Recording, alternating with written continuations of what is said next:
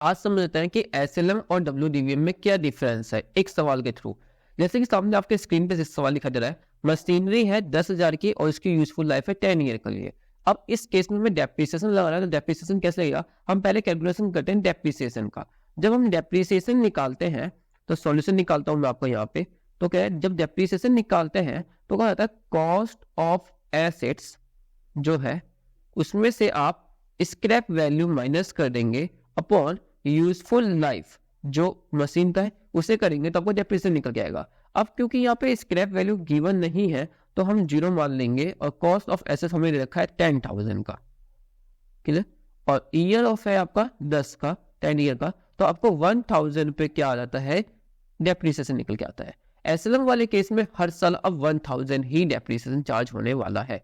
लेकिन अगर डब्ल्यूडीवीएम देखें, डब्ल्यूडीवीएम में ऐसा नहीं होता। डब्ल्यूडीवीएम वाले केस में आपका हर साल रिड्यूस होता है डेप्रिसिएशन, तो इसके लिए आपको परसेंटेज निकालना होता है। तो निकाल लेते हैं परसेंटेज ऑफ डेप्रिसिएशन निकालते हैं। तो इसका निकालने का फॉर्मूला एकदम सिंपल है। डेप्रिसिएशन जो आपका निकल के आया उसको अगर आप डेप्रिसिएशन को अगर आप डिवाइड कर दो कॉस्ट ऑफ एसेट से, टोटल कॉस्ट ऑफ एसेट से अगर आप डिवाइड कर देते हैं और इनटू 100 कर देंगे तो निकल के आता है आपका परसेंटेज, डेप्रिसिएशन का परसेंटेज निकल के चला आता है। तो निकालते हैं इसको। डेप्रिसिएशन दे रखा है आपका 1,000, अभी हमने कैलकुलेट किया। एसेट्स की वैल्यू 10,000 इंटू 100, 0 से 0, 0, 0, 2 0 से 0 हो गया, यानी कि कुल 10% आपका डेप्रिसिएशन दे रखा है। हमें हर साल रिमेनिंग फिगर में से डब्ल्यूडीवीएम का 10% माइनस करना होगा।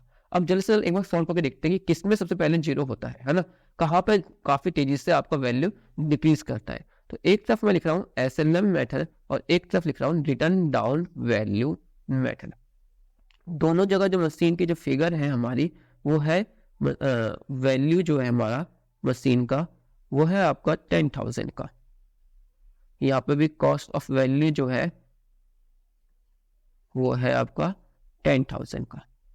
अगर ईयर 1 में माइनस करें ईयर 1 में तो यहाँ पे 1,000 माइनस होना है, बचेगा कितना 9,000। सेम यहाँ पे भी ईयर 1 में देखें तो यहाँ पे भी 1,000 माइनस करना है, बचेगा आपका 9,000। लेकिन एसएलएम में वापस ईयर 2 के अंदर 1,000 ही माइनस होगा, जो बचेगा 8,000 रुपये।